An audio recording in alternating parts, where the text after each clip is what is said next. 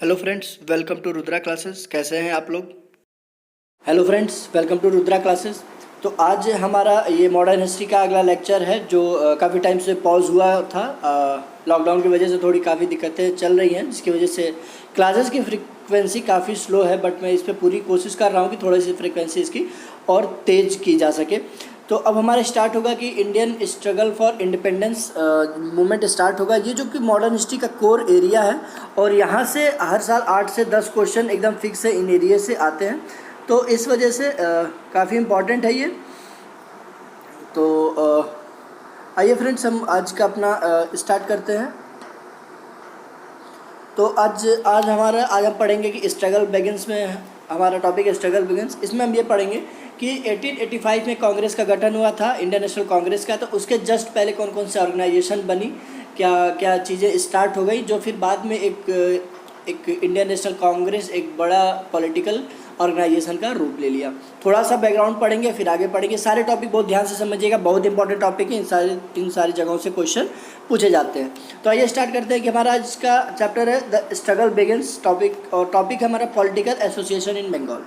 बंगाल आपको पता था कि उस टाइम पे उस इंडिपेंडेंस मूवमेंट के दौरान जो बंगाल था वो हमारा political organisations, political active politics का एक कोर एरिया था, एक गढ़ जिसको माना जाता है, वो चीज़ था। तो स्टार्ट करते हैं। क्या सबसे पहले बना कि द बंग भाषा प्रकाशिका सभा। बंग भाषा प्रकाशिका कब बना था? 1836 में बना था। और इसको किसने बनाया था? राजा राम मोहन राय के एसोसिएट्स ने बनाया था मिलके। तो सबसे यानी कि 1836 में बंग भाषा, देखिए इसमें दो चीज़ इंपॉर्टेंट है। बंग भाषा कहाँ पे बना था? बंगाल में बना था। किसने बनाया था? राजा राम मोहन राय, उनके एसोसिएट्स ने बनाया था। और कब बना था? 1836 में बना था। तो सबसे तो ये दो तीन चीज़ याद रखिएगा, किसने बनाया था, कब बनाया था और कहाँ पे बना था। अगला है कि द जमींदार एसोसिएशन। द जमींदारी एसोसिएशन क्या था, इसको देखते हैं। Popularly known as the land holder societies was founded to safeguard the interest of land holders society marked the beginning of an organized political activity and use of method of constitutional agitation for the redressal of grievances। तो इस जमींदारी association एक बना था। ये क्या था? Land holders society थी। Land holders जो बड़े बड़े जमींदार थे, जो काफ़ी बड़ा एरिया लैंड्स का होल्ड करके रखते थे, उन सारे जमींदार और जो बड़ा लैंड एरिया जिसको होल्ड करके रखते थे, जो उनको जमींदार कहा जाता। तो सारे जमींदार मिलके एक एसोसिएशन अपना बनाए थे। वो एसोसिएशन लैंड होल्डर सोसाइटी भी कहा जाता है। और वो क्यों बनी थी? वो पॉलिटिकल एक्टिव बना था, और वो बना था कॉन्स्टिट्यूशन में कुछ चेंज लाने के लिए, कोई अपने ज़रूरत के हिसाब से कॉन्स्टिट्यूशन में चेंज लाने के लिए एक एसोसिएशन का निर्माण किए थे। ये कॉन्स्टिट्यूशनल एगिटेशन करते थे। कॉन्स्टिट्यूशनल एगिटेशन मतलब कि आग्रह करते थे, सरकार से निवेदन करते थे कि उनको संविधान में या उनके जो भी रूल रेगुलेशन है कॉन्स्टिट्यूशन में, उनको सुविधा दी जाए। तो ये जो जमींदारी एसोसिएशन है, इससे क्या समझ में आता है कि ये कोई बड़े पैमाने पे या हमारे देश के इंडिपेंडेंस के लिए नहीं था। ये जो जमींदार थे, इनको अपने इशू को रिड्रेस करने के लिए इस एसोसिएशन का फॉर्म किए थे, और इसमें सारे लैंड होल्डर्स ही थे। तो ये कॉन्स्टिट्यूशनल एगिटेशन करते थे, मतलब कि संविधानिक तौर पे संविधान के अंदर रह के एक विरोध करना या किसी चीज़ की डिमांड करना, तो वो एगिटेशन उसका करते थे। तो जमींदारी एसोसिएशन, जिसको लैंड होल्डर सोसाइटी भी कहा जाता है। बंग भाषा आपको बता दिया मैं।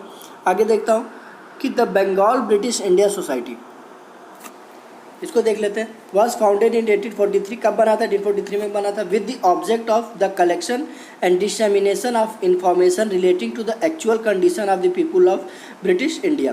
तो बंगाल ब्रिटिश इंडिया सोसाइटी बना था। ये क्यों बना था कि ब्रिटिश में जो इंडियंस पीपुल है, उनके बारे में एक एक्चुअल इन्फॉर्मेशन को कलेक्ट करने के लिए एक ब्रिटिश इंडिया सोसाइटी बनी थी। मतलब कि जो ब्रिटिश एम्पायर के अंदर जो इंडियंस रह रहे हैं, जो पीपुल्स रह रहे हैं, उनकी क्या स्थिति है, उनके प्रोग्रेस, उनकी स्थिति, उनके सिचुएशन को जानने के लिए, उनके बारे में इंफॉर्मेशन कलेक्ट करने के लिए एक ब्रिटिश इंडिया सोसाइटी बनाई गई थी। Peaceful and lawful character, as many as appear calculated to secure the welfare, extended the just rights and advances the interest of all classes of fellow subjects. तो ये peaceful ये organisation था और law के अंदर रह के ये ऑर्गेनाइजेशन चलाया जाता था और ये लोगों के वेलफेयर और उनके राइट्स को बचाने के लिए और उनके इंटरेस्ट को आगे प्रमोट करने के लिए और पीपल्स के इंटरेस्ट के लिए, वेलफेयर्स के लिए ये एक ऑर्गेनाइजेशन बना हुआ था। तो बंगाल ब्रिटिश इंडिया सोसाइटी जो बना हुआ था, इसको फिर से समराइज़ करता हूँ। ये बना था 1843 में।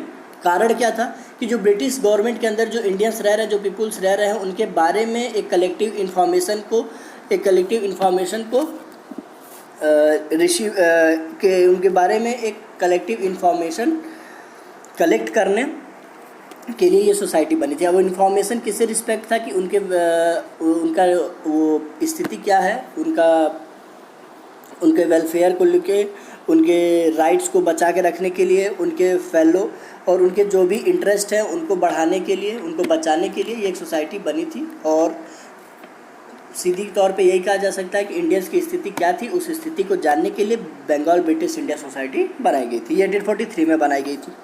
ठीक है, तो सिंपली इसमें ये भी कह सकते हैं कि ये इंडियन पीपल्स के वेलफेयर्स के लिए बनाई गई थी। तो आगे देखते हैं अपना कि in 1851 both the land holder society and the Bengal British India society merge into the British India association. ठीक है, एक ब्रिटिश इंडिया, फिर बाद में आगे चल के 1851 में ब्रिटिश इंडिया एसोसिएशन BIA बना। ठीक है, अब ये BIA किन दो चीज़ों को मर्ज करके बना, आपको मैं अभी ऊपर पढ़ाया हूँ। लैंड होल्डर सोसाइटी एक बनाई गई थी। ठीक है, और एक अभी जस्ट पढ़ा गया है बंगाल ब्रिटिश इंडिया सोसाइटी पढ़ाई गई थी। इन दोनों को मर्ज करके ब्रिटिश इंडिया एसोसिएशन बनाया गया था। ठीक है, it sent a petition to the British parliament demanding inclusion of some of its suggestion and renewed character of the company. और ये जो ब्रिटिश इंडिया एसोसिएशन था, ठीक है, वो क्या करता था, ब्रिटिश पार्लियामेंट में एक पेटिशन भेजता था अपने डिमांड्स को फुलफ़िल कराने के लिए। ठीक है, क्योंकि आपको बताया था कि ये दोनों एसोसिएशन एक लॉफुल एसोसिएशन था, पीसफुल एसोसिएशन था, लॉ के अंदर रह के वर्क करता था। ठीक है, पॉलिटिकल एगिटेशन की बात मैं बता चुका हूँ। अब देखते हैं कि ऐसे कौन कौन से डिमांड्स थे जिसको फुलफ़िल कराने के लिए वो पार्लियामेंट में पेटिशन डालते थे। पहला है हमारा, यानी ब्रिटिश इंडिया एसोसिएशन कौन कौन से क्या क्या डिमांड है ब्रिटिश इंडिया एसोसिएशन के, इसको हम समझेंगे। ठीक है, पहला क्या है हमारा, establish of a separate legislature of a popular character. ठीक है, जो लेजिस्लेचर आपको पता है कि पार्लियामेंट में 3 बॉडी होती है, लेजिस्लेटर, एग्जीक्यूटिव और पार्लियामेंट में दो टाइप की बॉडी होती है, लेजिस्लेटिव और एग्जीक्यूटिव। तो जो लेजिस्लेचर था उसको सेपरेट करने का डिमांड किया गया था कि उसका सेपरेट कैरेक्टर हुए। दूसरा क्या था, separation of executive from judicial function. 3 function होते हैं, लेजिस्लेटिव, एग्जीक्यूटिव और जुडिशरी। तो इन्होंने क्या डिमांड किया था कि जो एग्जीक्यूटिव है उसको जुडिशरी फंक्शन से सेपरेट करिए। Reduction in salary of higher officers, तो जो हायर ऑफिसर्स थे उनकी बहुत ज़्यादा सैलरी थी, तो उसके रिडक्शन का डिमांड किया गया था। Abolition of salt duty, salt पे जो ड्यूटी, नमक पे जो कर लगा हुआ था उसको एबॉलिश करें। आबकारी पे जो, यानी कि आबकारी मतलब क्या हो गया, जो वाइन्स वगैरह आते हैं उन पे जो भी ड्यूटी लगा उसको ख़त्म करें। स्टैम्प ड्यूटी ख़त्म करें। These were partially accepted when the charter act of 1853 provided for the addition of 6 member. देखिए इसको आगे पढ़ते हैं कि देखिए 6 member of the governor general council of legislative purpose. तो जो ये सारे डिमांड इसको पार्शियली एक्सेप्ट किया गया, मतलब कि पूरी तरीके से एक्सेप्ट नहीं किया गया, कुछ एक्सेप्ट किया गया, कुछ नहीं एक्सेप्ट किया गया। चार्टर एक्ट 1853 जब आया तो उसमें इनके कुछ डिमांड को एक्सेप्ट कर लिया गया था। चार्टर एक्ट 1853 में क्या कैसे और एक्सेप्ट करके क्या किया गया था कि जो गवर्नर जनरल की काउंसिल थी उसमें जो मेंबर होते थे, लेजिस्लेटिव मेंबर होते थे, कुछ एडवाइजरी मेंबर होते थे, ये नॉन ऑफिशियल मेंबर होते थे गवर्नर जनरल को एडवाइस करने के लिए उनके लेजिस्लेचर में। तो उनको जो है 6 मेंबर्स उनमें और बढ़ा दिए गए और इसमें से कुछ डिमांड को माना गया, कुछ नहीं माना गया, पार्शियली चीज़ों को माना गया था। देखिए ब्रिटिश इंडिया एसोसिएशन के डिमांड को कौन से एक्ट में माना गया था, क्वेश्चन ऐसे भी पूछ सकता है, यूपीएससी बोर्ड में जाता। तो चार्टर एक्ट ऑफ 1853 में पूछा, इनके कुछ डिमांड को पार्शियली माना गया था। और क्या किया गया था चार्टर एक्ट 1853 में कि 6 मेंबर्स को और ऐड किया गया था गवर्नर जनरल के काउंसिल में। ठीक है, अब आगे आते हैं हमारा ईस्ट इंडिया एसोसिएशन। ठीक है, ईस्ट इंडिया एसोसिएशन में देखते हैं क्या था कि वॉज ऑर्गेनाइज बाई दादा भाई नौरोजी इन 1866 इन लंदन। देखिए बहुत इंपॉर्टेंट है, ये बहुत ज़्यादा इंपॉर्टेंट है, ये सारा एग्जाम में पूछता है, अदर स्टेट पीसेस के एग्जाम में डायरेक्टली पूछे जाते हैं और यूपीएससी भी पूछ सकती है। तो बहुत इंपॉर्टेंट ईस्ट इंडिया एसोसिएशन, सबसे पहले आपको ध्यान में ये रखना है किसने बनाया दोस्तों, ईस्ट इंडिया एसोसिएशन को किसने बनाया, इसको बनाया दादा भाई नौरोजी। और दादा भाई नौरोजी के बनाने के वजह से ये एसोसिएशन और इम्पॉर्टेंट हो जाता है। कब बनाया गया इनको, 1866 में बनाया गया। कहाँ बनाया गया, लंदन में बनाया गया। क्यों बनाया गया, देखिए ईस्ट इंडिया एसोसिएशन किसने बनाया, कब बनाया, कहाँ बनाया, किसने बनाया, दादा भाई नौरोजी ने बनाया। कब बनाया, 1866 में बनाया। कहाँ बनाया, लंदन में बनाया। क्यों बनाया, अब इसको पढ़ते हैं। To discuss the Indian question and influence of public man in England to promote Indian welfare.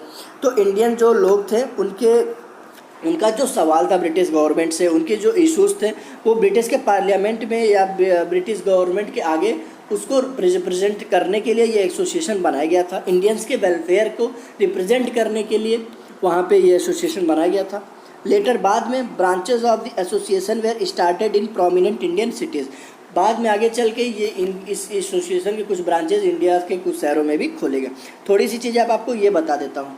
दादा भाई नौरोजी जब इंग्लैंड गए तो वहाँ पे लोगों को देखा कि वहाँ की स्थिति बहुत अच्छी है, वहाँ कोई भूखमरी नहीं है, लोग एजुकेटेड है, अच्छे तरीके से रह रहे हैं।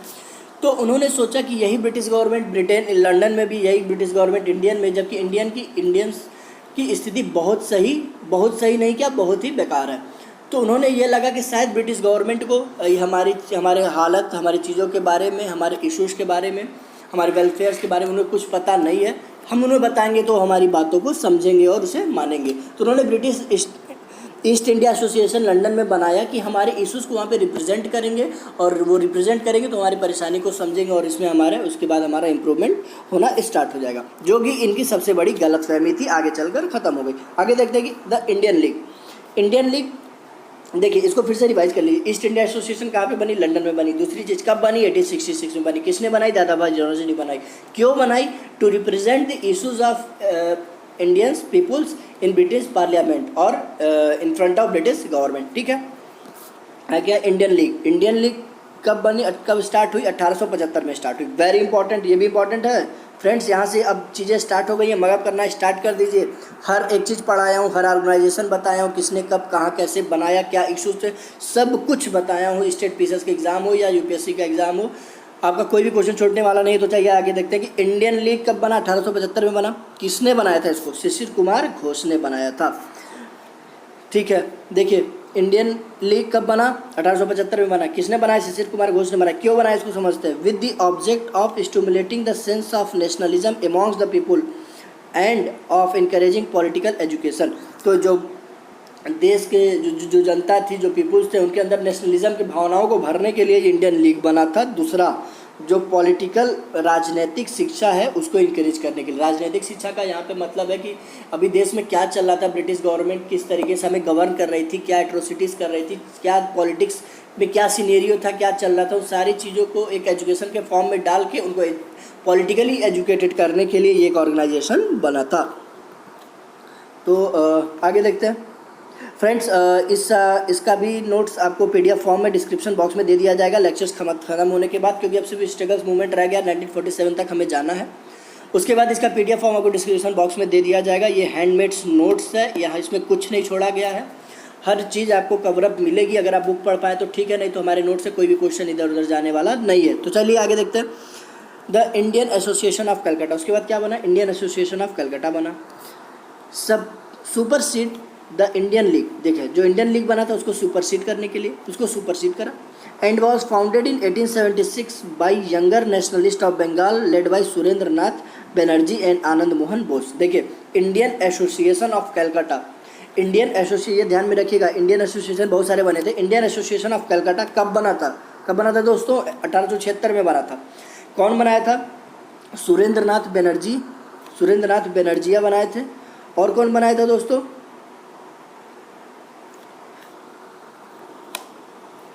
देखिए यहाँ पे सुरेंद्र नाथ बनर्जी बनाए थे।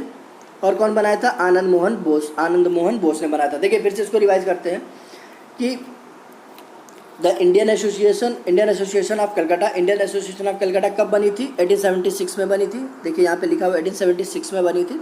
हाँ, और इसको कौन बनाया था? इसको बनाए थे आप सुरेंद्र नाथ बनर्जी बनाए थे, और कौन बनाया था? आनंद मोहन बोस ने मिलके बनाया था। ये बंगाल में बनी थी, कलकत्ता में बनी थी, ठीक है। आइए देखते हैं, who were getting discontented with the conservative and pro landlord policies of the British India association, ठीक है। The Indian association of Calcutta was the most important of pre Congress associate. देखिए, ये जो है, ये जो इंडियन एसोसिएशन बना था सबसे पहले, तो ये आगे ये एक तरीके से प्री कांग्रेस था, मतलब कि कांग्रेस अभी बनी नहीं थी कि ऐसे समझ लीजिए कि जो 1885 में जो कांग्रेस बना था उसका एक छोटा सा भाग उसके पहले बनकर रेडी हो गया। सॉरी, ये जो इंडियन एसोसिएशन बनी थी, ये जो 1885 में कांग्रेस बनी थी, यस राइट, 1885 में जो कांग्रेस बनी थी उसका एक छोटा सा भाग 1876 में पहले ही रेडी हो गया था, इसीलिए इसको प्री कांग्रेस एसोसिएशन भी कहते हैं, ठीक है। तो ये जो और ये जो एसोसिएशन बना था, ये जो कंजर्वेटिव्स थे, ये जो प्रो लैंड जैसे जो लैंडलॉर्ड्स थे, उनको उनकी जो पॉलिसीज़ थी, आधा तो उनको फोकस, ज़्यादातर उनको फोकस करके चीज़ें ये एक्सेप्ट करते थे, बनती थी, उनके इश्यूज़ को एड्रेस करते थे। क्योंकि आपको ये बता दूं कि 1885 से, ठीक है, जो कांग्रेस बनी थी, तो स्टार्टिंग के जो 15 से 20 साल थे इस कांग्रेस में जो मिडिल वर्ग और ज़्यादातर अपर वर्ग के ही लोग थे। जो हमारे पीजेंट्स थे, जो लोअर वर्ग थे, वो इस एसोसिएशन, इस कांग्रेस से जुड़े हुए नहीं थे। तो स्टार्टिंग के 20 साल इसमें पीजेंट्स इन्वॉल्व नहीं थे, सबसे ज़्यादा इन्वॉल्व हुए गांधी जी के आने के बाद हुए थे। तो इसलिए इसको प्रो लैंडलॉर्ड पॉलिसीज़ भी कहा गया ब्रिटिश इंडिया एसोसिएशन का। तो ये इंडियन एसोसिएशन कब बना? कलकत्ता में बना था, 1876 में बना था, सुरेंद्र नाथ बनर्जी और आनंद मोहन बोस ने बनाया था, ठीक है। आगे देखते हैं कि इनका एम क्या था। पहला एम क्या था? Create a strong public opinion on political questions. तो जो पॉलिटिकल क्वेश्चन थे, जो राजनीतिक प्रश्न थे, उस पर एक जनता का एक स्ट्रॉन्ग ओपिनियन को क्रिएट करना था। और दूसरा क्या था? Unify Indian people on a common political program. तो एक राजनीतिक कार्यक्रम के अंदर सारे इंडियंस को इकट्ठा करना। देखिए, ये एम तो था, लेकिन उन्होंने शुरू का 15-20 साल इन लोगों ने ऐसा नहीं कर पाया। 1905 के बाद से स्वदेशी और बाइकआउट जब मूवमेंट स्टार्ट हुआ, तो उसमें जाके कुछ पार्टिसिपेशन होना स्टार्ट हुआ था। आगे चल के पार्टिसिपेशन और बढ़ता गया। सबसे ज़्यादा पार्टिसिपेशन 1915 के बाद से बढ़ा, यानी कि गांधी जी के आने के बाद बढ़ा, ठीक है। आइए, ये सारी इंपॉर्टेंट ऑर्गेनाइजेशन है दोस्तों, प्लीज़ इसको मगअप करके रखिएगा। अगला हमारा पूना सार्वजनिक सभा। पूरा सार्वजनिक सभा कब बना था दोस्तों? 1867 में बना था। इनको किसने बनाया था? महादेव गोविंद रानाडे, जिनको MG रानाडे भी कहा जाता है। तो वेरी इंपॉर्टेंट, पूना सार्वजनिक सभा। पूरा सार्वजनिक सभा कब बना था? 1867 में बना था। किसने बनाया था? MG रानाडे ने बनाया था, ठीक है।